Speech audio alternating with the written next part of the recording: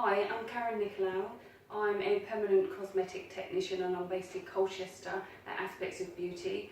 I actually carry out treatments here and I also train other techs here. I want to show you today the two tools that I use and have become very popular over the last couple of years. The first one I want to show you is microblading. People think it's a new technique. It's actually been going for lots and lots of years. It's a very old-fashioned technique in the East and it came to the West probably in the last decade, but more so in the last 5 years. And so for those of you who don't know what microblading is, it literally is a blade, a tool like this. I'll take this one out, you'll be able to see. And if you come closer, Gemma, you'll be able to see inside. In fact, I'll take this out for you to see. It's the blade, the actual blade, with some pins in it. It's a configuration of about 11 needles in there. I then place that into the blade, and with that I slice the area that I'm working on. So if it was the eyebrow, I slice into the skin with pigment on the blade, wipe over it, giving it a bath with some pigment, and what happens is the skin tries to heal, grabs the pigment and locks it in. That's with the microblading. The same process is done but with a machine. So this is our upgrade now, if you like. So I use a machine which is this is our permanent cosmetic pen, and inside that, I'm not going to open this needle, but as you can see in that little packet there, I've got the needle cartridge which I place into the machine and I go into the skin with the needle. So the difference, because I get asked this a lot, both methods will create a natural looking eyebrow. People are on the understanding that if they have a blade, it will be a more natural hair stroke as opposed to the machine, and that's incorrect. It's the person behind the tool. They both create natural hair strokes.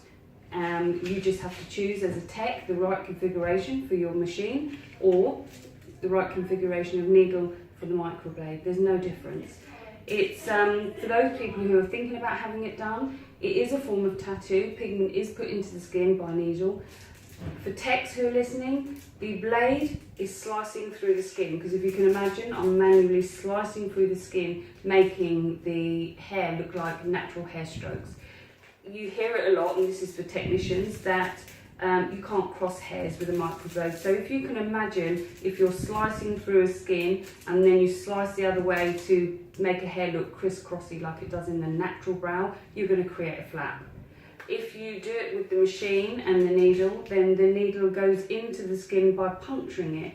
So therefore you can cross hairs because you're going to be missing the exact same holes. Anyone who wants to have microblading or permanent eyebrows, they have to understand that this is permanent in the sense that it will never go back to virgin skin. Once you've had the ink put in there, if you never had it done twice, it would definitely fade out and almost go to skin colour. But there is going to be an area of wherever you've had it done, you're going to see a shadow of what it looked like. So that, in that sense, it is permanent. However, it won't stay as dark as a conventional tattoo because we're not using ink, we are using pigments. The only time I use more permanent ink is in the scalp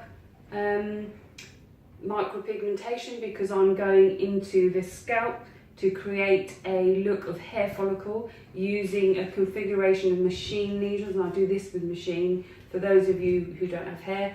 And I go into the scalp making the hair follicle look like hair, and that treatment lasts about 6 to 7 years, sometimes longer, before you actually just need a top up or a little bit of colour.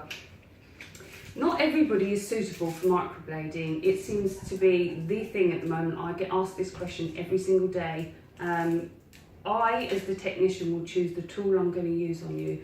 I can create a natural looking brow using either tool. It's my skill that's going to make it look natural, and if you don't come to me for those treatments, then anyone you go to, you need to check their skill level. So microblading technicians out there sometimes don't do machine work, or they do both, but you know, any good technician will tell you exactly how long they've trained, who they've trained with, what they use, and they'll tell you the same thing. It's not that you can't create a natural brow with the machine, or vice versa. They're both the same.